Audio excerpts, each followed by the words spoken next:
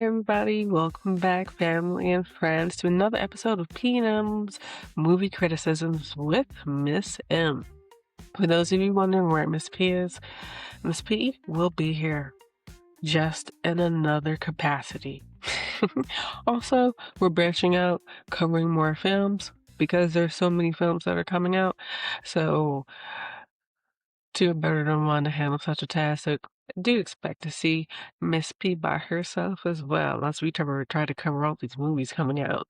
But anyways, today we will be reviewing Project Hail Mary. Oh yes, I love it. This is wonderful. This movie starts from a book about Project Hail Mary by Andy Weir. Hopefully I said that correctly. If I did, please politely correct me, okay? But anyways, I love the character arc, story arcs. But wait, I'm getting ahead of myself. Getting ahead of myself. So, you know what that means? First, we need to rate this film. So, as you know, we have peanut movie criticisms, hot sauce chart. Right at the top, we have the Carolina Reaper. The Carolina Reaper is hot as pure silver screen perfection. Beneath that is the ghost pepper. It is, whoo, but it's missing that element that keeps it from being the platinum silver screen. And then beneath that, we have the habanero. Solid, nice, entertaining. It did its job. Doesn't make you rethink the choices in your life. The jalapeno starts to get you there. You have to, oh gosh, should I continue watching? But then there's the bell pepper. The bell pepper is just like, just kidding. But the bell pepper does make you rethink certain choices about your life. Like, I wasted 2 hours, 2.5 hours, my time. I want, who do I sue? So, anyways, hmm, hmm. How do I rate Project Hail Mary? You have character arcs. There's also character evolution, character development. Also, Ryan Gosling. Hi, Ryan. How are you? You did great in this film. You were so charming. But that's easy for Ryan, right? But um, it was still a really nice film.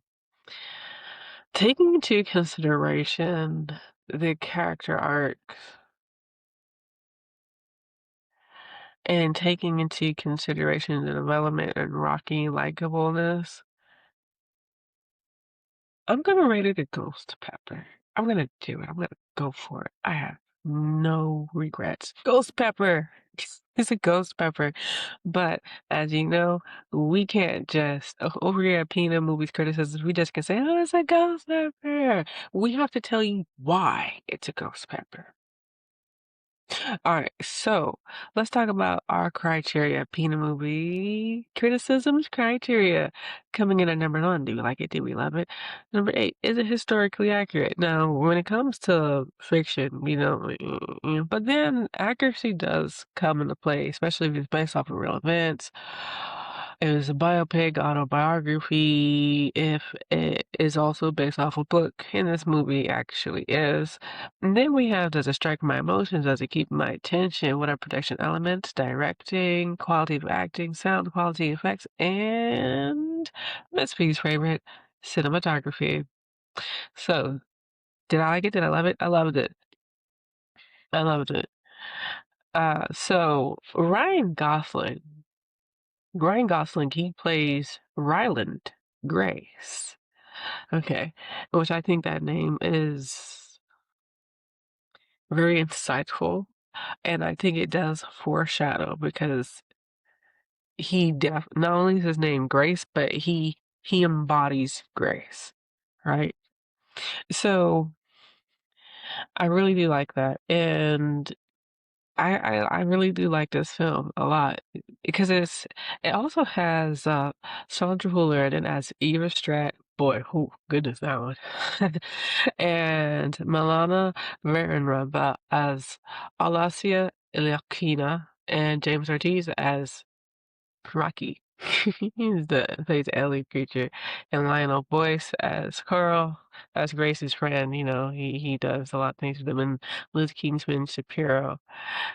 She plays Shapiro, and Kim Leung as Yao Linjia, and Priya Kansara and Oran Lee is Dr. Lee. So this is a very, very good movie, but let's talk about it. So I loved it. I did. Now, historical accuracy. Let's talk about it in terms of the book. There are things that are changed. Things like this are always changed, like always, right? You can't really always help that, but they do some healthy nods to the book. So for all you bookworms out there, okay, all you bookworms out there, all right, let's talk about it. There's some things about there. Okay, so there are some changes, like say for example, um, Eva Strat. Eva Strat is Hey, Eva Strat is up. Did you? And if for those of you who haven't seen the movie, watch it. It is worth it. Wait for Friday or Saturday, whatever day you're off, whatever day you're just like chill. Like, okay, I'm chill. I got my cow here. Okay, let's get some drinks going. Okay, you didn't see that, but you're chilling, you're relaxing. You don't have anywhere to be, and you just want to be entertained. Watch this movie. It is delightful. You'll enjoy it. Okay, but like I said, Eva Strat. Okay, so this is the antagonist, but you know what? I always say when it comes to writing, you need an epic antagonist because epic antagonists make epic protagonists. They push the protagonist to reach that climax, that arc, so you have to have the best antagonist, and that's Eva. So Andy, hi Andy. Oh, wow. I mean, I love it. Eva really tests boundaries. And so you know what I'm talking about? Okay, I'm gonna tell you, but I'm not gonna tell you because I don't want to ruin the story for you. If you haven't seen Project Hail Mary, what are you waiting for? We've been out for like what, since March? And you and then me making this review in June and it's almost July. Bet I could never for the both of us. So, no. So Eva, she does some things like, how do I say this without saying it? Okay, Eva, when it comes to Grace, what she does to him is just so, it's just really messed up what she does to him. Poor Grace. Let's just say that she makes him do something he doesn't want to do, and how she goes about it is really messed up. And then there's some other things she does in the book too. Like for those of you who want to read the book, I'll go for it. I'm definitely reading. I love the book. Uh Look, okay, so Eva, she sets off all these bombs and things like that to XYZ 1, 2, 3 on Earth and everything, and it is just so messed up. But you know what? Let me go ahead and give you a synopsis. Project Hail Mary. A science teacher wakes up alone on a spaceship. As his memory returns, he uncovers a mission to stop a mysterious substance killing Earth's sun, and realizes that an unexpected friendship may be the key.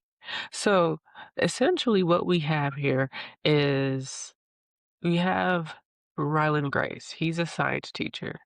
He's considered kind of like a quack in the in the field of scientist, even though he's got the degrees, everything. He's written the papers, it's been peer reviewed. They're like, "You're crazy. Did you really actually write that? Whoa, bro, whoa." But he becomes a science teacher, and then the government comes up, and that's where Eva Strack comes in with all these powers, and read his paper and thinks, I don't know. I kind of like the way he thinks. He thinks, as a scientist, he thinks in a very rogue type of manner. You got to be careful because scientists can cross that teetering edge, right? There's the mad scientist, there's the quack type of scientist, there's all of those, right? But He's very rogue, very French, and they're dealing with this alien species, this substance that is literally killing the Earth's sun. So she's thinking they need that type. They need that. So that's where she comes in and she basically recruits Ryland Grace.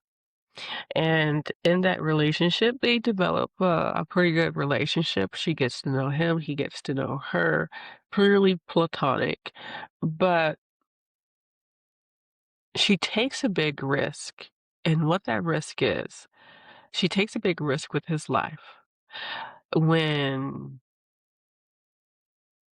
and that's where I stopped. Gotta watch the movie. I haven't seen it. Okay. So, anyways, I told you a little bit about how Eva does some extra things where she basically literally sets off atomic bombs in Antarctica. And it's insane. So she is a crazy type of person. And there's also some things in the book that are also not in the film, like when they're talking about her V tattoo with the line through it. It's not in the book, but those who read the book will know what it's talking about. And I'm not going to give details, so. Yeah. Yeah. Mm. Gotta read the book to find out. Like, wait, you review movies. That's what you say about movies, Miss M. You don't say that about, like, you don't say that about the books. Yes, I'm an avid book reader. Love books.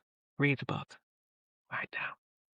Find out what they're nodding to. So basically, that tattoo and that V, while that's not really actually in the book, if you read the book, you'll know what they're referring to. So that's an Easter egg for those who read the book.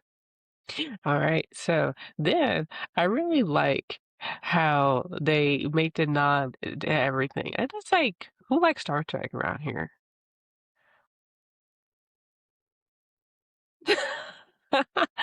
Here's me. High five. So there's a 40 Eridani. So as you already know, that's the star system where you have Star Trek's Vulcan located and everything. So 40 Eridani is where Star Trek's Vulcan system is also located, where it's just where Rocky's homeworld is. Crazy cool. I love it so much.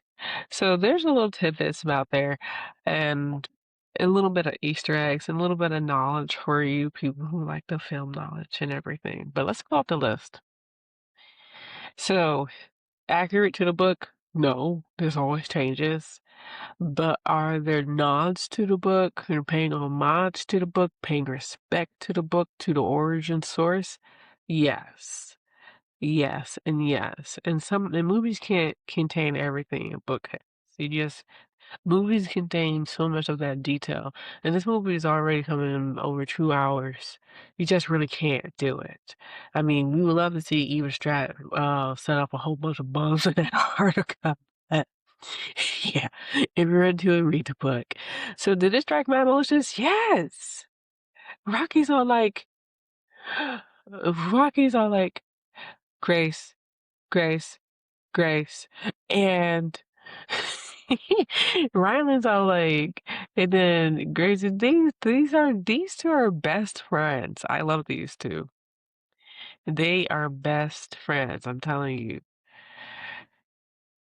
So, what I love about this film is that they have the best relationship, and it's that relationship, that chemistry that they have.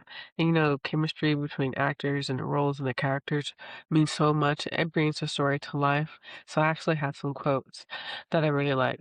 So Rocky likes to say, amaze, amaze, amaze. He does love saying that. It's like how we say amazing in Rocky. At first these two they don't know each other's languages, right? Of course, is alien, and I love the humor in this film. So Grace wakes up in space. He's by himself. Okay. Originally, was he supposed to be by himself?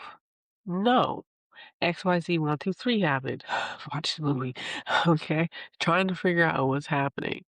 He sees was undoubtedly the spaceship, and he's like, "Oh no!" He's like, "Leave," and then the spaceship is like, "Follow," and it's really fast, really good technology. So he goes here in space like he goes here, he goes like he's it's following. He's like, ah, but then they dock, right, with their own technology. This is amazing to see. I really like the creativity here. And they have to learn each other's language. They have to learn each other's languages, right? So Rocky and Grace eventually do. They're using technology. They are able to communicate with each other and they form the greatest, cutest, strongest, most enduring bond. And they say things like, he says, amaze, amaze, amaze. And then Rocky says, we leave now. Question? Grace, leave now. Statement. Okay. And in the beginning, I will say that while Grace does end up on the ship, it's not something he wanted to do, so much so that XYZ 1, 2, 3, right? But anyways, gotta watch the movie. So the other astronauts are trying to convince him, because he's not an astronaut, he's just a scientist, trying to figure out how the astrophage works and eating the sun. He does. He actually figures it out. He figures it out. Grace is a genius. And when they're trying to convince him to just do it, just go on the trip, he's like, look, I'm just here for backup to give you all the research. You need to be successful. He's like, I'm not an astronaut. I put a not an astronaut.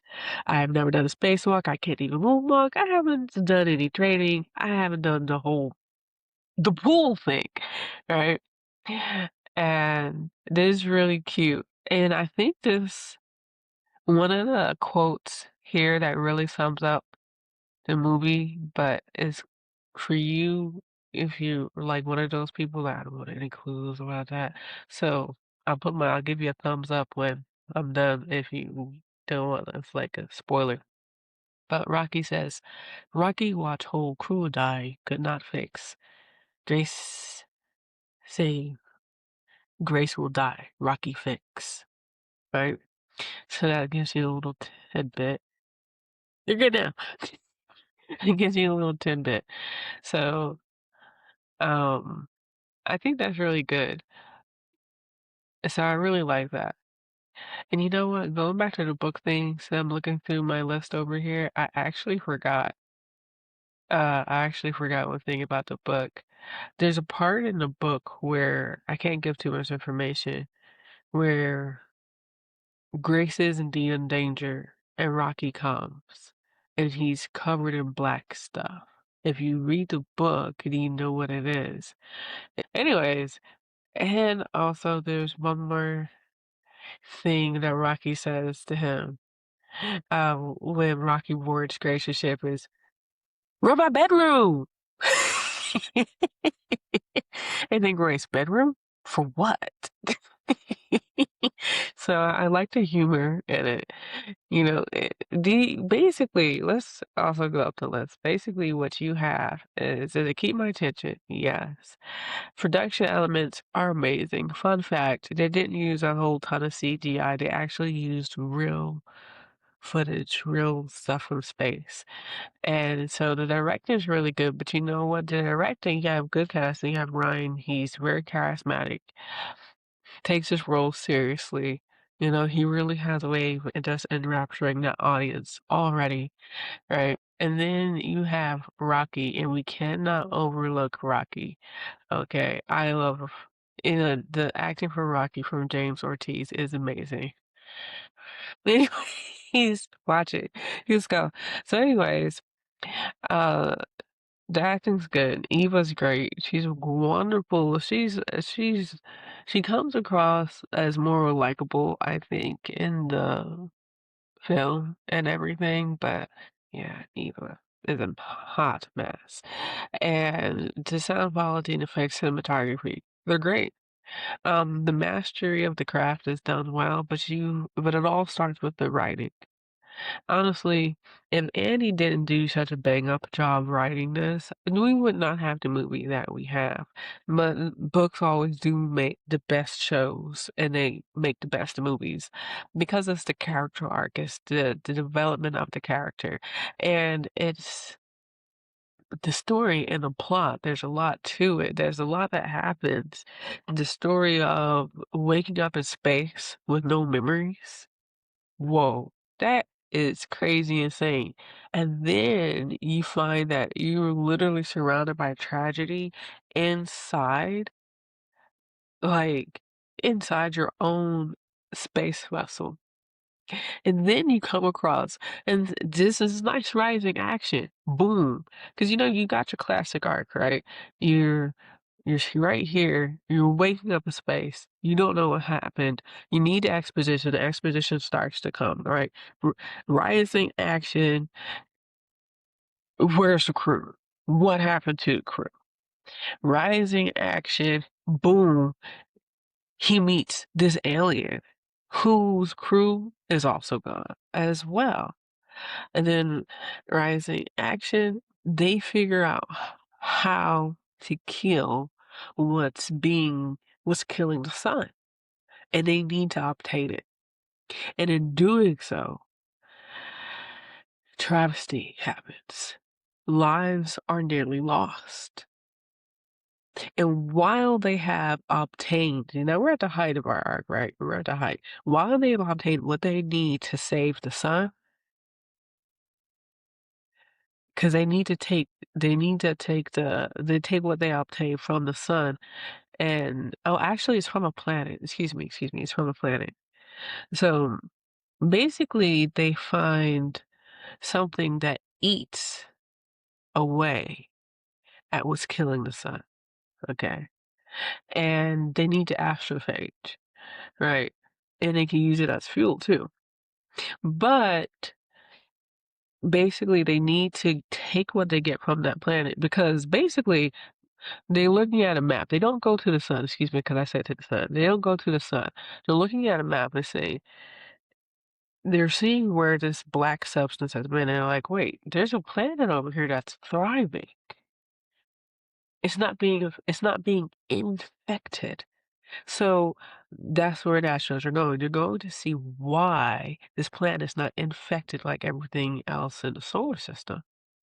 And they find it, and it's gonna kill the astrophage, and it's going to kill what's inside, what's killing the sun. So they go and they get that. So while they succeed in getting it from this hostile planet, by the way, it's not just a planet you can just land on. Okay, lives are almost lost, people almost gone. Uh, they get it. They gotta bring it back to their suns, right?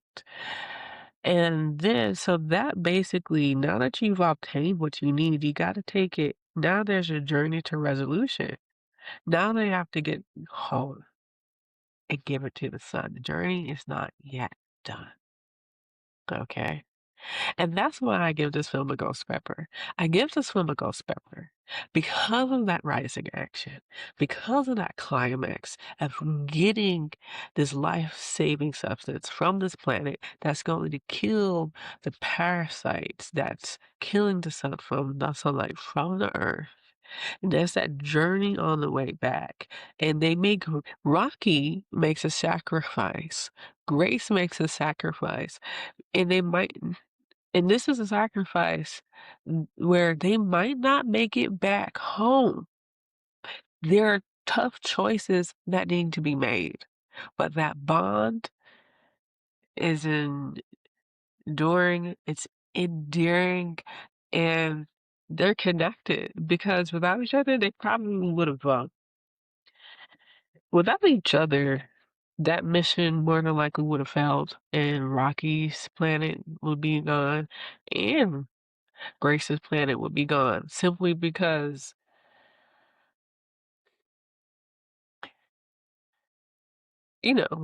living species, we are very communal. We're very social. Even the least social amongst us are still social, right? So, like, in our own ways. And they would have died from some depression. Who knows what would have happened. But together, are stronger. Together, they do it because Grace was not supposed to be alone, but he is. Rocky is not supposed to be alone, but he is. They were sent to do a job that nobody alone can do. But yet, even and still, they met each other, and those two beings together were just enough to save Earth and just enough to save Rocky's home planet as well. And together, they complete each other and they give each other what they need. And then, in the overall story, they complete their goals and they save their planets. And it's that, again, that rising action all the way and come to terms with what's happening and in that situation and that journey to getting what that their planets need to survive is why I gave it a Ghost Pepper. Strong story arc, strong character arcs, and we have full character arcs. Now, Rocky has his arc.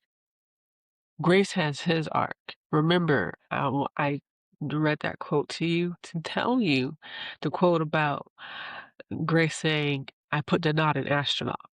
Okay. But damn, Grace. You said you don't walk in space, but you're the ultimate spacewalker. This is a legend.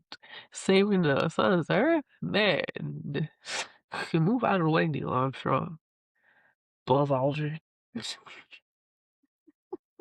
These guys take the whole cake and kid and caboodle everything, right?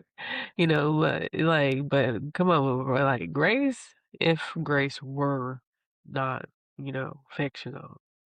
But you get it. Anyways, that's why I give it a Ghost Pepper. If you haven't seen the movie, go watch it.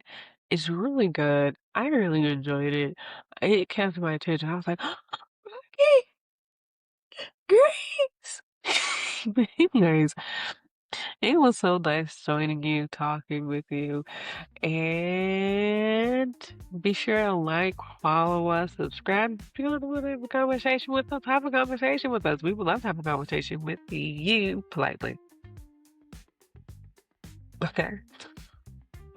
It was lovely talking with you as always. So I miss him, and I'm about this piece. Bye.